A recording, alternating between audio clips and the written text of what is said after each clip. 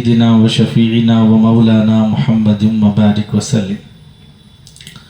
بزرگان محترم، عزیزان ملت، اللہ جل جلالہ عم نوالہ نے ہمیں جو دین کی دولت سے نوازا ہے، یہ دین کیا تقاضا کرتا ہے، کیا چاہتا ہے؟ یہ دین جو اللہ نے ہمیں عطا فرمایا ہے، ہم سے یہ چاہتا ہے کہ ہم دین سے محبت کریں، اس لیے کہ اللہ کے نزدیک کسی چیز کا معیار نہیں ہے، کوئی چیز اللہ کے نزدیک قیمتی نہیں ہے، دنیا کی تو کوئی قیمت نہیں۔ حضرات علماء فرماتے ہیں احادیث کی روشنی میں، دنیا کی اللہ کے نزدیک مچھر کے پر کے برابر بھی قیمت نہیں ہے۔ جس دنیا کی اللہ نے جس دنیا کو بنایا ہے، بنا کر کبھی اس کی طرف محبت کی نظر سے دیکھا نہیں، یہاں تک کہ اپنے نبی صلی اللہ علیہ وسلم کو بھی حکم فرمایا، لا تمدن عینیک الی ما متعنا بہ۔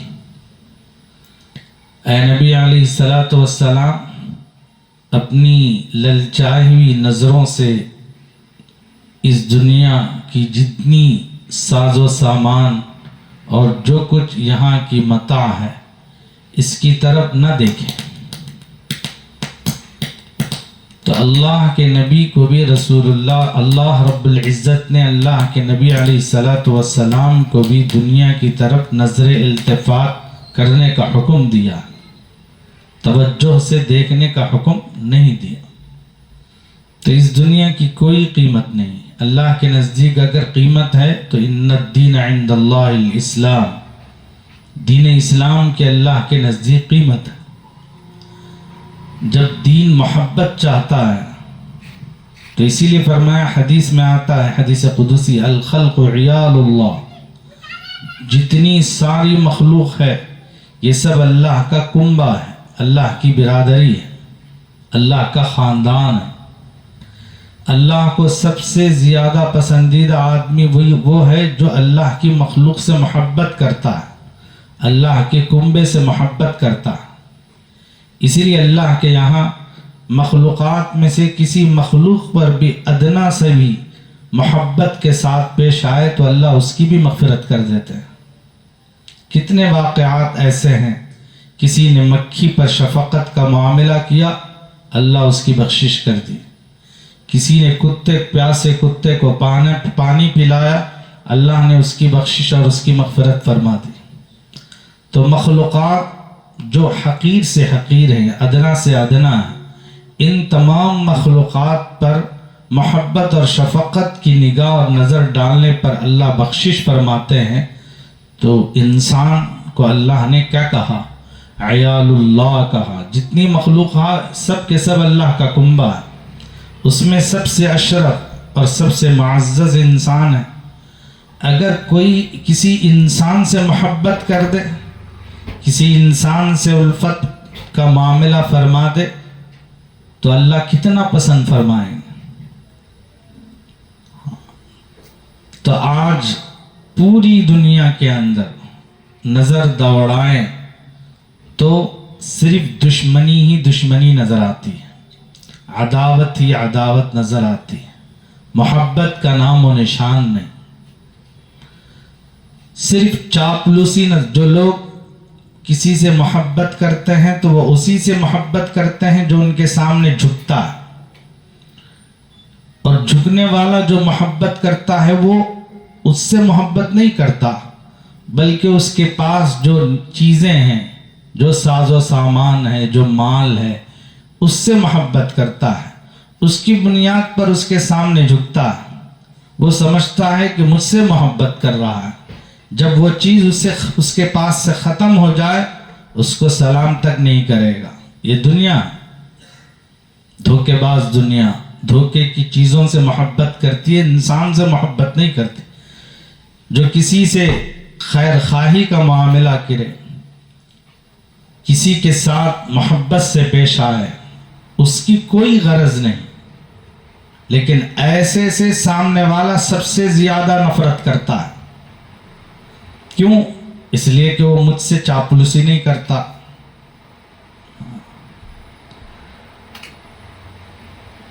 تو اللہ رب العزت سب سے زیادہ بندوں سے جو محبت کرتے ہیں اللہ بھی اس سے محبت کرتے ہیں.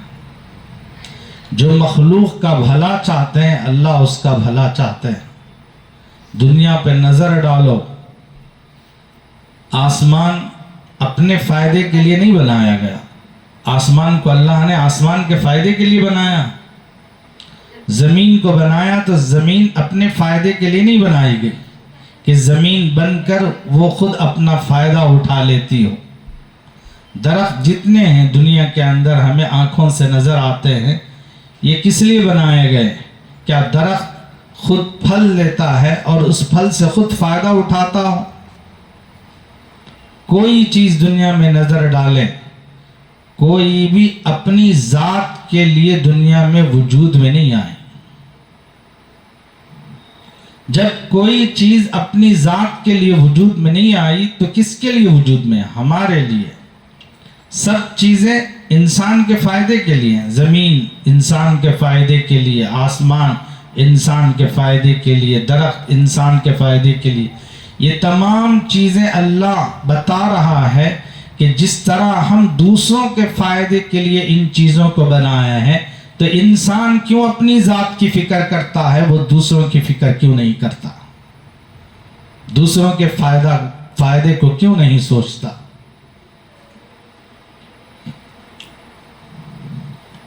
اسی لیے حدیث میں آتا ہے رسول اللہ صلی اللہ علیہ وسلم نے فرمایا خیر الناس من ينفعهم للناس. لوگوں میں سب سے بہترین آدمی وہ ہے جو لوگوں کو جس سے فائدہ ہو. لوگوں کو جس سے فائدہ ہو.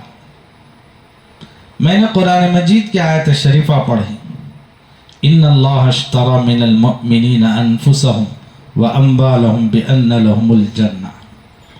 اللہ رب العزت اس آیت میں فرماتے ہیں جنت کے بدلے میں ایمان والوں کے مال کو، ایمان والوں کی جان کو ہم نے خرید لیا. مفت میں نہیں میرے دوستو. جیسا ہمارا ذہن ہے، ہمارا خیال ہے، دین مفت کی چیز ہے. دین کس کی چیز ہے؟ مفت کی چیز. کچھ بھی خرچ نہ کریں تمہیں جنت مل جائے گی. نہیں، اللہ ہتھیلی میں تھالے میں لے کر نہیں بیٹھا ہے کہ تم آؤ میں تمہیں جنت دے دوں گا. بلکہ اللہ کہہ رہا ہے ایمان والوں کے جان کے بدلہ ایمان والوں کا مال یہ لگے گا تبھی کیا ہے جنت ملے گی.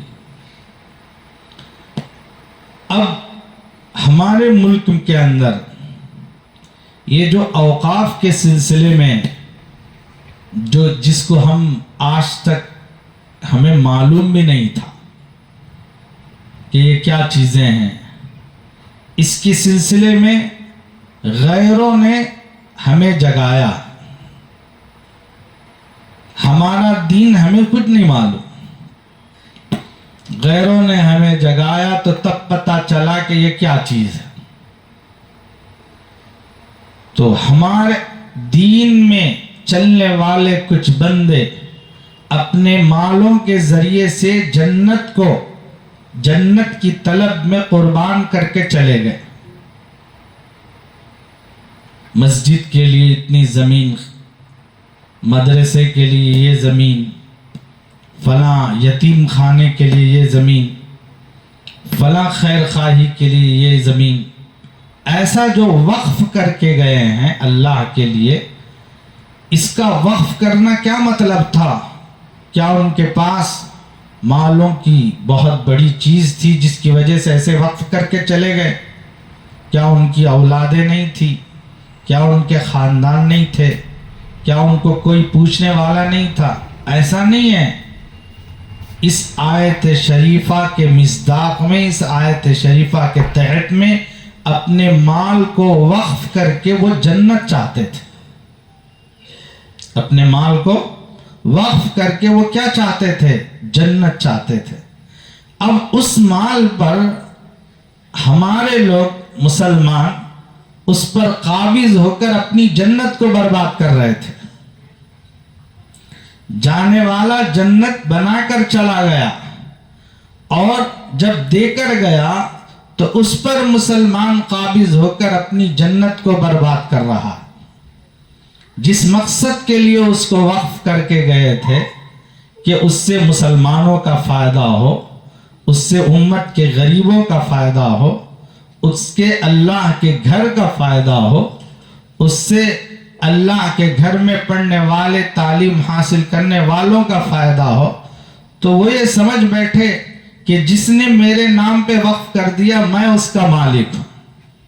حالانکہ مالک اللہ، مسجد کا مالک اللہ، قبرستان کا مالک اللہ، وقف کی جتنی زمینوں کا مالک کون ہوتا ہے؟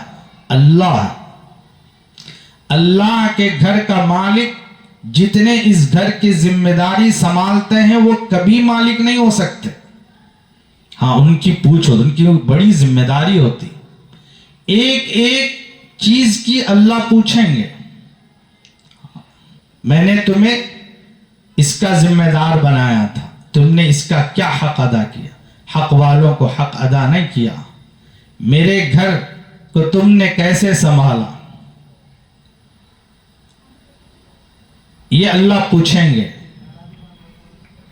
اور اس کے ذریعے سے حاصل ہونے والی جو چیز ہوتی ہے اسی پر لگائیں، اس کی خدمت کرنے والوں پر، مسجد کے تقاضوں پر۔ دیکھیں، عرب کے جتنے ممالک ہیں، چندہ اگر سب سے زیادہ ہونا ہے تو کون سی جگہ چندہ زیادہ ہوگا بتاؤ؟ یہ ہمارے ملک، یہ 3 ملک ہیں جہاں چندے کرتے ہیں۔ ہمارا ملک، پڑوس کے 2 ملک بنگلہ دیش اور پاکستان، یعنی چندہ ہونے کا، مسجدوں کے لیے، مدرسوں کے لیے، یتیم خانوں کے لیے، اس کے لیے۔ بقیہ دنیا میں جتنے اسلامی ممالک ہیں وہاں کوئی چندہ نہیں ہوتا، وہاں لوگ وقف کر دیتے ہیں۔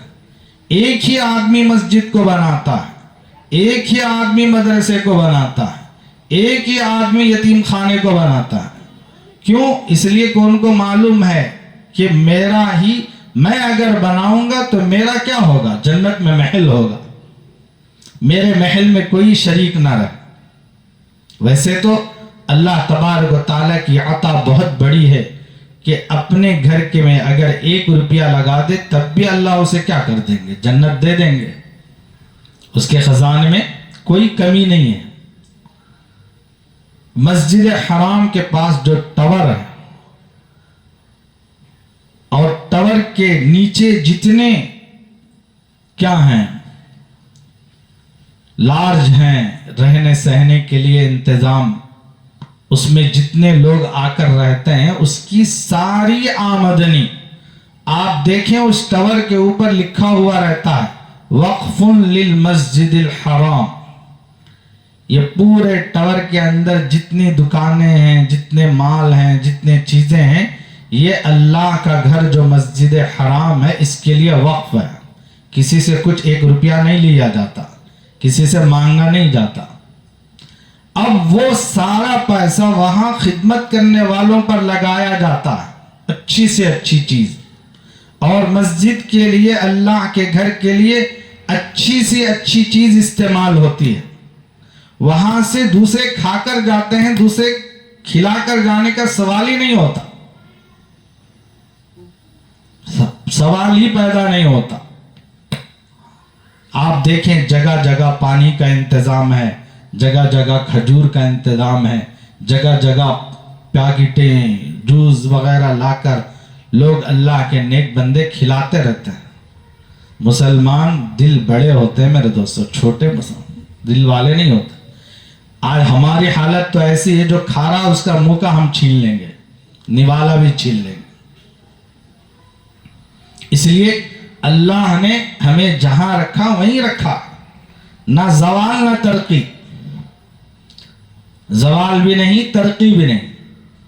جتنا خرچ کرتا ہے بندہ اللہ اتنا دیتے ہیں، یہ اللہ کی عطا ہے۔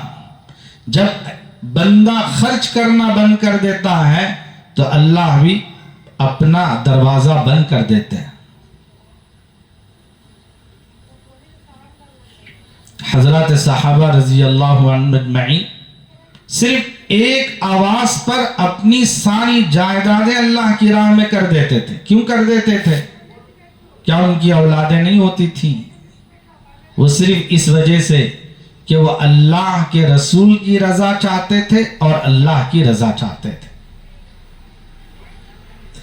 اس کا مطلب یہ نہیں ہے کہ ہمارا ایمان اس درجے کا نہیں ہے جس طرح ایک بات پر ہم سب خرچ کر دیں، اور اللہ بھی یہ نہیں چاہتا ہم سے کہ ہم ایک بات پر سب خرچ کر دیں. خرچ کریں لیکن جہاں کرنا ہے وہاں تو کریں. میں اس کی مثال دیتا ہوں.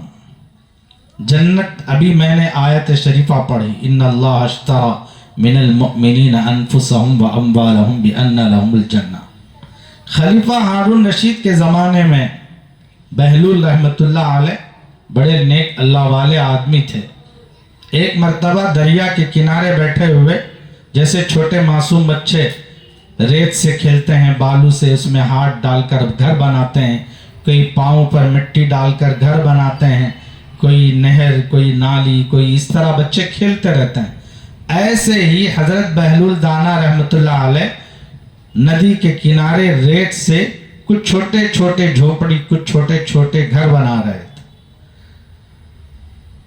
تو ہارون رشید بادشاہ تھے، ان کی اہلیہ زبیدہ دونوں عصر کے وقت سیر کے لیے نکلے. تو راستے میں دریا کے کنارے سے گزر رہے تھے تو اچانک دیکھا بہلول دانا بیٹھے ہوئے ہیں. تو زبیدہ جو تھی وہ آگے تھی، تو بہلول دانا سے جا کر ملاقات کی اور پوچھی کہ اے بہلول کیا کر رہے ہو؟ تو میں محل بنا رہا ہوں، جو اس کو خریدے گا میں اس کا ضامن ہوں کہ جنت میں اللہ اسے محل دے گا. اچھا، تو آپ اس مٹی کے محل کو خریدنے والے کو جنت میں محل عطا کریں گے، اس بات کے آپ ضامن ہیں؟ تو ہاں. تو کیا قیمت ہے اس کی؟ 1 دینار. چنانچہ فوراً اپنے پاس رہنے والے دیناروں میں سے 1 دینار زبیدہ نے نکالا اور بہلول کے حوالے کر دیا. اور بہلول دانا رحمت اللہ علیہ نے اس مٹی کے اوپر زبیدہ کا یہ محل بول کر لکھ دیا. بات آئی ختم ہو گئی. پیچھے سے بادشاہ خلیفہ ہارون رشید آ رہے تھے. انہوں نے بہلول دانا سے ملاقات کی اور پوچھا کیا بات ہے، کیا کر رہے ہیں آپ؟ تو میں محل بنا رہا ہوں، جو اس محل کو خریدے گا میں اس بات کی گارنٹی دیتا ہوں کہ اس کو اللہ جنت میں محل دیں گے. تو انہوں نے کہا اس کی کیا قیمت ہے؟ تو 1 دینار ہے. وہ مسکرایا، کہنے لگا واقعی تم بے وقوف ہو، واقعی تم بے وقوف ہو. اس طرح مسکرا کر ان کو بات میں ہنسی میں ڈال کر آگے چلا گیا. جب رات کا وقت ہوا، بادشاہ جب اپنے بستر پر محل میں آرام کر رہا تھا تو رات کے وقت میں اسے خواب نظر آیا. خواب میں کیا دیکھتا ہے کہ جنت کو دیکھ رہا ہے، اور جنت میں ایک محل خوبصورت بنا ہوا ہے، جس محل کے اوپر نام لکھا ہوا ہے یہ محل زبیدہ کا. خواب میں دیکھا. اب نیند، پوری رات نیند نہیں آئی بادشاہ کو. اب صبح جیسے ہی ہوئی انتظار کر رہا تھا کہ شام کب ہوگی اور پھر میں دوبارہ دریا کے کنارے جاؤں جہاں بہلول محل مٹی کے بنا رہے ہیں، اس کو خریدوں، اس کو خریدوں. چنانچہ وقت گزرا، شام کا وقت ہوا تو جلدی جلدی ہارون رشید گئے. بہلول وہی حرکت کر رہے تھے، محل بنا رہے تھے جیسے بچے بناتے ہیں. تو پوچھا اے بہلول، لو 1 دینار اور مجھے یہ محل دے دو مٹی کا، اور میرے لیے بھی جنت میں ایک محل کے تم ضامن بن جاؤ. تو بہلول دانا رحمت اللہ علیہ مسکرایا. اب اس محل کی قیمت 1 دینار نہیں ہے. بتاؤ اس محل، کل تک تو 1 دینار تھی، اب بتاؤ تم اس کی کیا قیمت ہے؟ تو بہل الدانا نے کہا اب اس کی قیمت تمہاری آدھی سلطنت ہے، تمہاری آدھی حکومت، تم آدھی حکومت دے دو، ہم اس محل کو دیں گے۔ تو اس وقت میں ہارون رشید نے کہا کل تک تو آپ 1 دینار بتا رہے تھے، آج آدھی سلطنت کہہ رہے ہو، مذاق کر رہے ہو تم مجھ سے۔ میں مذاق نہیں کر رہا ہوں، کل کی بات بن دیکھے کی تھی، آج کی بات دیکھ کر آنے کی ہے۔ مومن جو ایمان لاتا ہے غیب پر ایمان لاتا ہے۔ زبیدہ نے جو خریدا تھا محل غیب پر خریدا تھا، تم نے آنکھوں سے دیکھ کر اب خریدنے کے لیے آئے، یہ اللہ کا وعدہ۔ تو ہمارے جتنے جنت کے لیے ہم نماز پڑھتے ہیں، جنت کے لیے روزہ رکھتے ہیں، جنت کے لیے سب کچھ کرتے ہیں، مال کے ذریعے سے بھی اللہ تبارک و تعالیٰ نے فرمایا ہم جنت کے لیے خرید لیا۔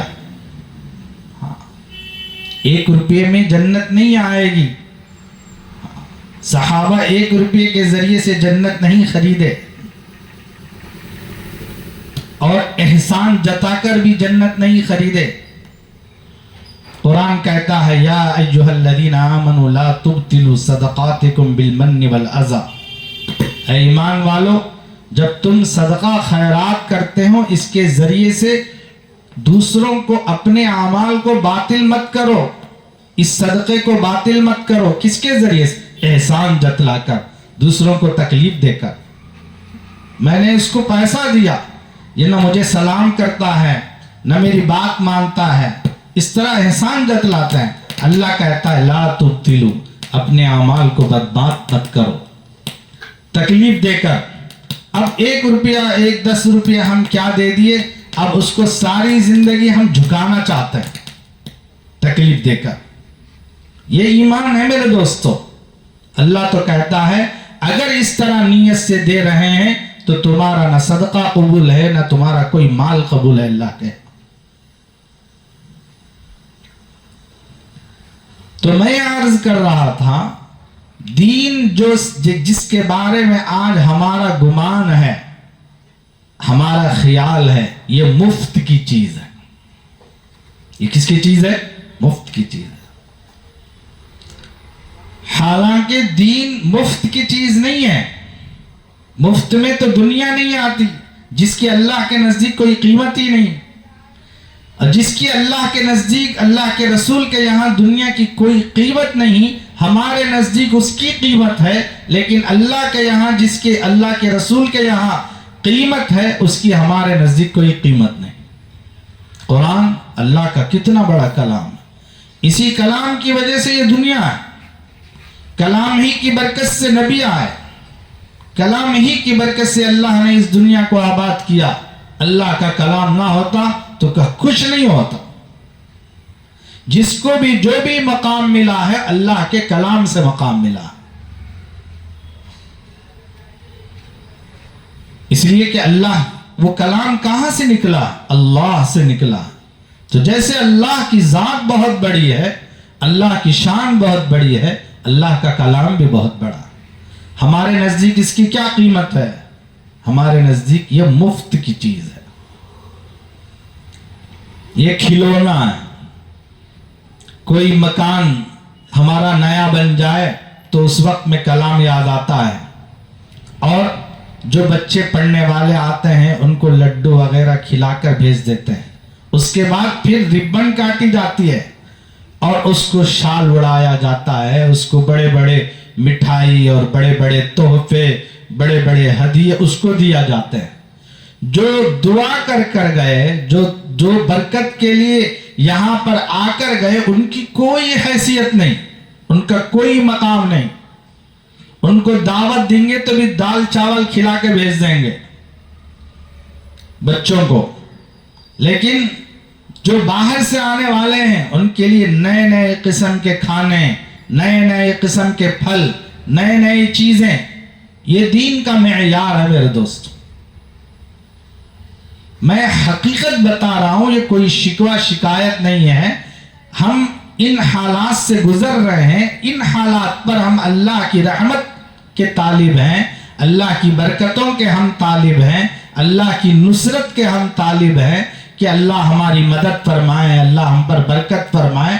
تو اللہ بھی کہتا ہے تمہارے نزدیک میرا دین کا کیا معیار ہے، دنیا کا کیا معیار ہے، اور اس حقیر دنیا کے ذریعے سے میری رحمت طلب کر رہے ہو، اس حقیر دنیا کے ذریعے سے میری برکت طلب کر رہے ہو، اس حقیر دنیا کے ذریعے سے میری نصرت تم طلب کر رہے ہو، جبکہ اس کی میرے نزدیک کوئی قیمت نہیں ہے۔ ساری دنیا، اللہ کہتا ہے کافر لوگ کل قیامت کے دن اپنے جہنم کے عذاب سے بچنے کے لیے اگر وہ ساری دنیا کا ان کو مالک بنا دیا جائے، زمین کا، آسمان کا، اور آسمان و زمین کے اندر جتنی چیزیں ہیں ان سب کا ان کو مالک بنا دیا جائے، اور اس کے بعد وہ اللہ کے سامنے فدیے کے طور پر پیش کرے، تو تب بھی ذرا برابر بھی ان کے عذاب میں کمی نہیں آئے، اس ساری دنیا دینے کے باوجود بھی۔ لیکن ایمان والوں سے ایسا مطالبہ نہیں ہے، ایمان والے اپنی وسعت کے مطابق کچھ دے دے، اپنی وسعت کے مطابق کچھ کر دے، اللہ اس کے بدلے میں جنت دیتا ہے۔ وہ عذاب پوری دنیا کا مال پیش کر بھی ہٹانا چاہے تو ہٹا نہیں سکتے۔ اللہ کے یہاں کوئی معیار نہیں ہے، اس لیے یاد رکھو دین کی قدر کرو۔ دین کو آج جو ہم سمجھے ہوئے ہیں معمولی چیز ہے، یہ معمولی نہیں ہے۔ اگر معمولی ہوتی تو صحابہ اپنی ساری جائیدادیں کیوں اللہ کی راہ میں خرچ کرتے؟ جیسے آج ہمارے ملک کے اندر مسلمانوں کی اتنی اوقاف کی ملکیت ہے، یہ سارے کے سارے ہمارے بڑے جو چھوڑ کر گئے، کیوں چھوڑ کر گئے؟ مفت میں چھوڑ کر گئے نہیں، اس سے وہ اللہ کی رضا چاہتے تھے، اللہ کی مدد چاہتے تھے۔ حضرت شیخ الحدیث رحمۃ اللہ علیہ نے اپنی کتاب کے اندر ایک واقعہ لکھا کہ آدمی کے اندر جو اختیار ہے اپنے اختیار سے اس کو کیا کرے، پیش کرے۔ اللہ تبارک و تعالی بھی اپنا اختیار کیا کرے گا، ہم پر پیش فرمائے گا۔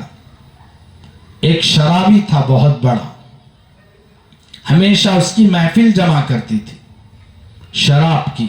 ظاہر بات ہے جو آدمی شراب ہوتا ہے اور جس کے ساتھ 4-5 افراد بیٹھے ہوں، شراب پی رہے ہوں، تو اس کے ساتھ کچھ دوسرے لوازمات بھی تقاضا کرتے ہیں کہ پھل ہونے چاہیے، فروٹ ہونی چاہیے، اور فلاں فلاں چیزیں ہونی چاہیے، اس طرح کا تقاضا کرتے ہیں۔ تو وہ جو بڑا شرابی تھا، مال بھی اللہ نے خوب دیا تھا، وہ چاہ رہا تھا کہ کچھ ہمارے ساتھ کھانے پینے کی، ہمارے دوستوں کے ساتھ چیزیں ہو جائیں، تو اپنے غلام کو بلایا، 4 دینار دیا، درہم دیا، کہا کہ بازار سے جا کر کچھ میوہ لے آؤ، کچھ پھل لے آؤ۔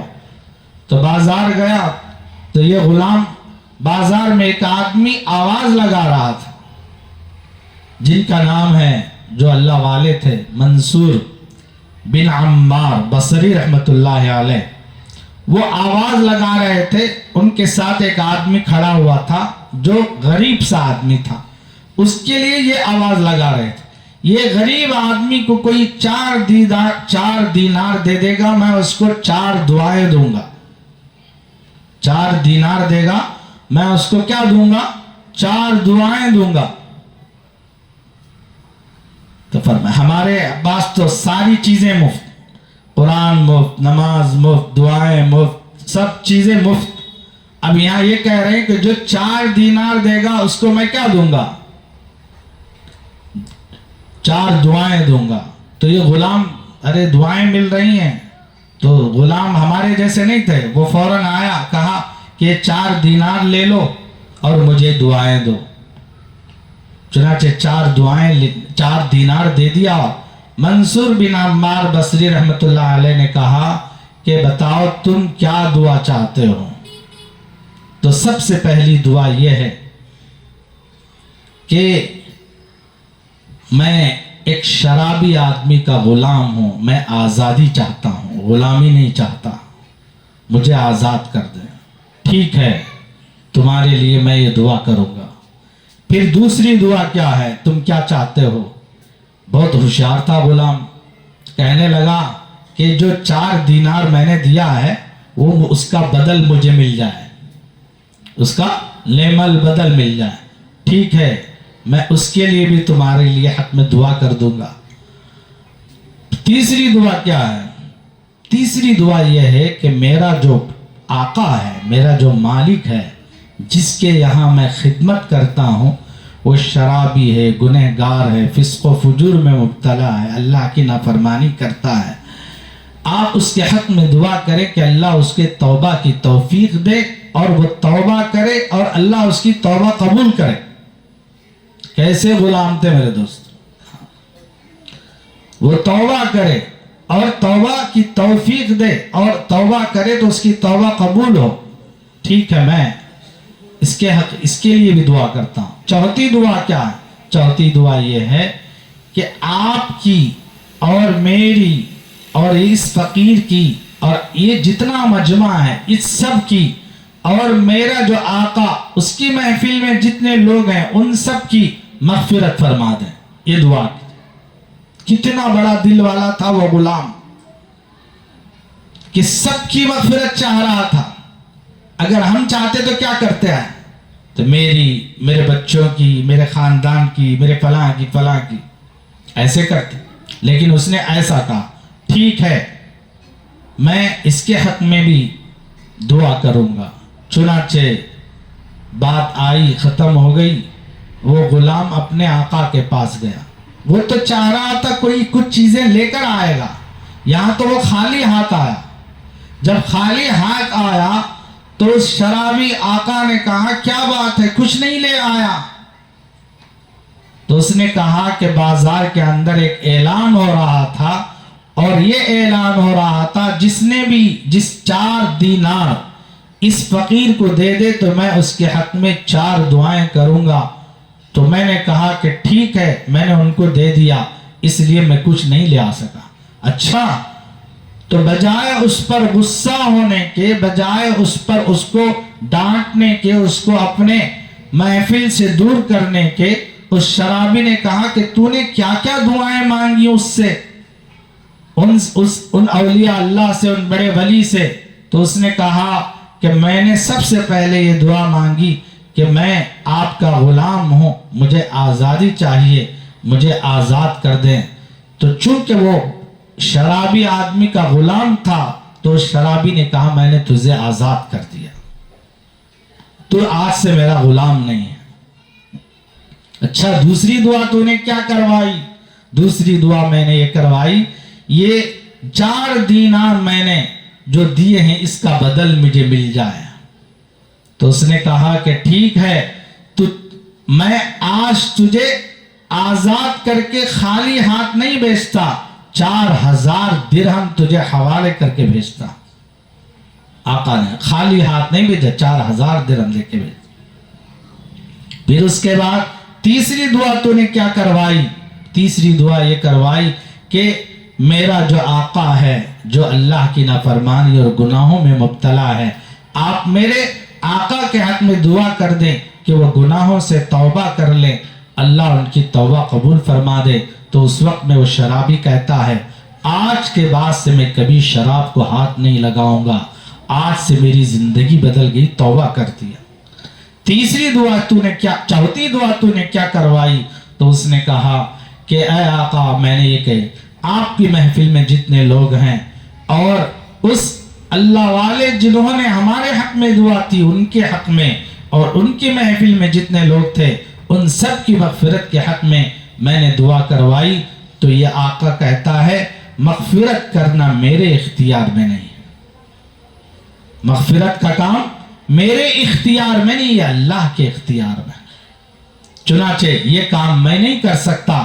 اتنا ہوا، یہ آقا جب سوتا ہے رات میں تو اللہ تبارک و تعالیٰ کی طرف سے آواز آتی ہے، اس کے دل میں اللہ بات ڈالتے ہیں، اے بندے تیرے اختیار میں تو نے جتنے کام کیے مجھے اتنا پسند آیا، میں تو تیرا رب ہوں، جو اختیار جس میں میرے اختیار میں ہے، کیا میں اس کو اپنے اختیار کی چیز میں اپنے بندوں کے لیے استعمال نہ کروں؟ میں تیری بھی مغفرت کر دی، تیری محفل میں جتنے لوگ ہیں ان سب کو بھی میں نے بخش دیا، اور جس نے یہ دعا کی ان کی بھی مغفرت کر دی، ان کے پاس جتنے تھے ان سب لوگوں کی میں نے مغفرت کر دی۔ یہ ہوتے ہیں میرے دوستو۔ اس لیے اللہ چاہتے ہیں ان اللہ اشترى من المؤمنین انفسهم واموالهم بان لهم الجنہ۔ میں نے اس کے بعد ایک آیت پڑھی، ام حسبتم ان تدخلوا الجنہ ولما یأتکم مثل الذین خلوا من قبلکم مستهم البأساء والضراء وزلزلوا۔ کیا تم نے یہ گمان کر لیا ہے، یہ سمجھ لیا ہے کہ جنت اللہ یوں ہی دے دیں گے؟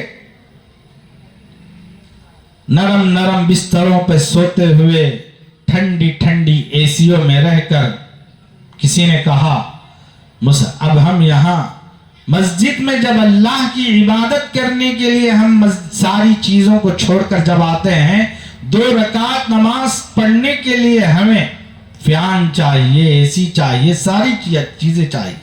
جیسے ہی مسجد سے باہر چلے جائیں، نہ ہم کو اے سی کی ضرورت ہے نہ فیان کی ضرورت ہے، ہم باہر گھنٹے ٹھہریں گے اور باہر تجارتوں میں گھنٹے رہیں گے، لیکن ہم گرمی برداشت کر لیں گے، ساری چیزیں برداشت کر لیں گے، لیکن اللہ کے گھر کو 2 رکعت نماز پڑھنے کے لیے آئے تو ایک چیز بھی برداشت نہیں۔ فوراً آتے ہیں، فوراً بٹن ڈالتا ہے 2 رکعت نماز پڑھنے کی، فیان ڈالتا ہے۔ میں شکایت نہیں میرے دوستو، ہماری حالت دیکھیں، دنیا کی ہر چیز کے لیے، ہر چیز برداشت کرنے کے لیے انسان تیار ہے، مسلمان تیار ہے، لیکن جب اللہ کے گھر کو آتا ہے تو اس وقت میں 2 رکعت نماز پڑھنے کے لیے پہلے اس کا بٹن کی طرف جاتا ہے۔ گھر میں جاؤ بل آئے گی، وہاں بٹن کی طرف نہیں جائے۔ لائٹ بھی اگر پڑی ہوئی تو بیوی کو ڈانٹے گا، دن میں کیوں لائٹ ڈالی ہے؟ بچے اگر لائٹ ڈالے ہیں تو بچوں کو ڈانٹیں گے ہم۔ یہ مسئلہ ہمارا اللہ کے گھر میں نہیں ہوتا۔ کیا اللہ کا گھر ایسے ہی میرے دوستو مفت میں؟ میں نے سب سے پہلے یہی کہا، دین کا معاملہ ہمارے نزدیک مفت ہے، کوئی قدر نہیں، کوئی احترام نہیں۔ ہماری اپنی ذات کا معاملہ آ جائے تو اس میں ہم بڑھ چڑھ کر آدمی آگے بڑھے گا، کہے گا۔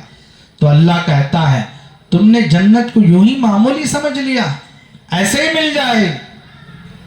وَلَمَّا يَأْتِكُمْ مَثَلُ الَّذِينَ خَلَوْا مِن قَبْلِكُمْ، اللہ نے فرمایا جب تک پچھلی امتوں پر جو مصیبتیں، جو پریشانیاں، جن چیزوں کو انہوں نے جھیلا ہے، وہ اس امت پر بھی یہ چیزیں آئیں گی، جھیلنا پڑے گا۔ کسی کو کاٹا جائے گا، کسی کو مارا جائے گا، کسی کا چھینا جائے گا، کسی کو ذلیل کیا جائے گا، کسی کو رسوا کیا جائے گا، تب چل کر اللہ کیا کہتے ہیں کہ ہم جنت دیں گے۔ وَزُلْزِلُوا، یہاں تک کہ اللہ نے کہا کہ آپ کو ہلا دیں گے۔ حتیٰ یقول الرسول، صحابہ آ کر کہنے لگے یا رسول اللہ کب آئے گی اللہ کی مدد؟ ہم اتنا پیٹے جا رہے ہیں، اتنا ہم پسے جا رہے ہیں، ہمارا کوئی وقار نہیں، کوئی عزت نہیں۔ صحابہ آ کر شکایت کرنے لگے والذین آمنوا معه متى نصر اللہ، بتاؤ اللہ کی مدد کب آئے گی؟ یہ سب سننے کے بعد اللہ نے اس آیت کو اتارا اور کہا الا ان نصر اللہ قریب، سنو اللہ کی مدد قریب ہے۔ اب تم بہت ستائے گئے، اب تم بہت دنیا کے اندر ہلائے گئے، تمہاری ساری چیزیں کیا ہو گئیں؟ چھینی گئیں، تمہیں سب کچھ کیا گیا، اب اس کا بدلہ ہم دینے والے ہیں۔ قریب ہے، اب تمہیں فتح نصیب ہوگی، کامیابی نصیب ہوگی، سہولتیں نصیب ہوگی۔ اس کے بعد اللہ تبارک و تعالیٰ نے صحابہ کو ایسی دنیا عطا فرمائی، صحابہ کہتے ہیں کہ ہم اینٹ مٹی کو بھی ہاتھ لگا دیتے تو سونا بن جاتے، مٹی کو بھی ہاتھ لگاتے تو سونا بن جاتے۔ کیوں؟ قربانی کرنے پر، قربانی دینے پر، اللہ کی راہ میں خرچ کرنے پر۔ ایسے ٹھنڈے ٹھنڈے چیزوں سے کیا نہیں ہوگا؟ جنت حاصل نہیں ہوگی۔ ان قربانیوں پر صبر کرنا ہے، ان چیزوں پر ہم کو آگے بڑھنا ہے اور دین کا ساتھ دینا ہے، اور جتنے علماء اس پر محنت کر رہے ہیں اس محنت پر ہم لبیک کہنا ہے، اپنے آپ کو پیچھے نہیں ہٹانا ہے۔ دین کا مسئلہ ہے، اللہ کا مسئلہ ہے، اللہ کے رسول کا مسئلہ ہے۔ جب ہماری اپنی ذات کا مسئلہ ہے تو ہم آگے پیچھے ہو سکتے ہیں، لیکن جب اللہ کا مسئلہ ہے، دین کا مسئلہ ہے، رسول اللہ کا مسئلہ ہے، تو ایمان والا بے قرار ہوتا ہے، بے چین ہوتا ہے، مضطرب ہوتا ہے، مطمئن نہیں ہوتا ہے۔ جو مطمئن ہوتا ہے اس کے ایمان میں کمزوری ہے، اس کے یقین میں کمزوری ہے۔ اس لیے جب بھی جیسا موقع آئے، ہمارے اکابر علماء ہم سے جو چاہتے ہیں ہم اس پر لبیک کہیں گے انشاءاللہ۔ اللہ تعالیٰ سے دعا ہے اللہ تعالیٰ ہمیں عمل کی توفیق نصیب فرمائے۔